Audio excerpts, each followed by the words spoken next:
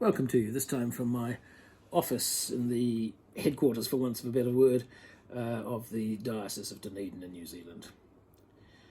In the liturgical churches on this day, this Sunday, we refer to Matthew's Gospel account, and in chapter 10, a little tiny saying of Jesus, where Jesus says, "Whoever welcomes you welcomes me, and whoever welcomes me welcomes the one who sent me."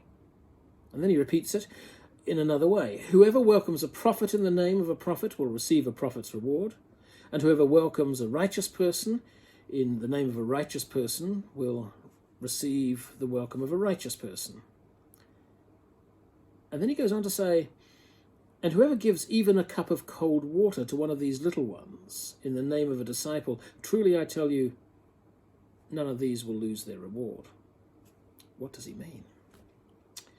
It's a passage peculiar to Matthew, and in it, it seems to me that Jesus is drawing a very long bow. In theological terms, John's Gospel account has made it clear that the absolute correlation between the words and the actions of Jesus, to the extent that John will call him a word, was the hallmark of his public ministry. That, I think, is not something the rest of us would claim. I wrestle with the inadequacies of my own life and basic lack of integrity in almost every day, and you may with yours. I thank God often in the Anglican Church we have rites of confession. And while personal confession, one-on-one, is available, we often, as a congregation, will acknowledge the things that we've done wrong. I've not done the things I should do. I've done things that I shouldn't do. It's reasonably all-embracing.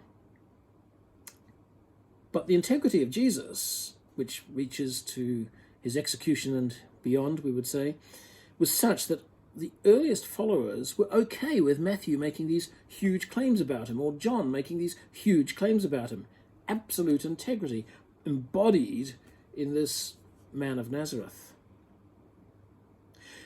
And the hope that Jesus expresses is that to receive his followers too, that's me, you, was to receive him, and therefore to receive God and the grace, free gifting, of love, of all God's goodness, which is God's primary word of welcome. Come, receive. Few of us, and probably few of the first followers of Jesus, would claim to be perfect renditions of Jesus or his good news. In John's account of the gospel, we see something else, though. We see, and we remembered at Pentecost, that the primary work of the Spirit was to make all that we need of Jesus available to his followers throughout time and space, even to wherever you are and wherever I am each day. We may not be very good bearers of the gospel or its Christ, but the New Testament writers seem to indicate we're the ones God has called to the task. Which does not mean that somebody who does not share our faith is set to eternally rot in some hell. That's a different story altogether, and not one that we're addressing here, but it's worth just parking on the side. It's not what we're saying. So, according to Matthew's account of the gospel, to welcome Jesus is to welcome good news gospel. And to welcome the gospel is to welcome Jesus. It's an endless cycle. To welcome gospel is to welcome God's good news of grace. God's welcome is a welcome come as you are, not come with tabs attached to it, not come with prerequisites attached to it, but come as you are. And Matthew wants to push this a long way in what he tells us of the Jesus sayings. Because we become rather than just come. We become rather than just come. James K. Baxter, in a source that I've never found, but I seem to have been quoting for 30 years now, talks of us becoming the body and the blood of Christ in the world. Becoming, not just coming to. But how? again, I want to emphasize that I know how abysmally I fail day by day in this extraordinary claim of Matthew's Jesus. Yet we are those, you and I, who God has touched and commanded to share Christ's love with the world around us. However abysmally, however blunderingly we do it. And historically, we as individuals and we as a collective people of God, a Christian community, have, I think, done it abysmally badly. We're called to exercise almost unlimited embrace, almost unlimited hospitality of God. I say almost because in the New Testament there are one or two hints of behavior that might be a bridge too far.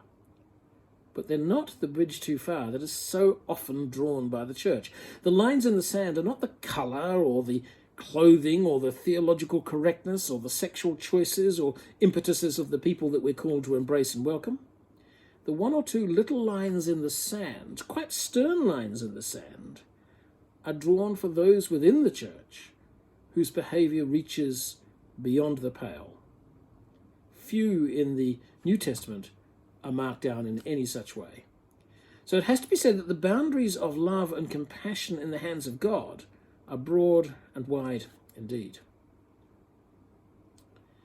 But of course, we live in a different world to that of Matthew. And in some ways, the centuries that dwell between us and Matthew are even more different. For centuries, we expected the world to tremble and to obey the Christian community. We've lost that and never should have had that expectation. Our Christian history is sometimes not as bad as critics make it out to be.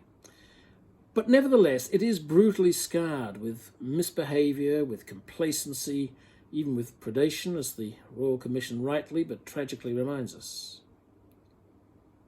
As a result, and rightly so, we are being forced back to the bedrock of our faith.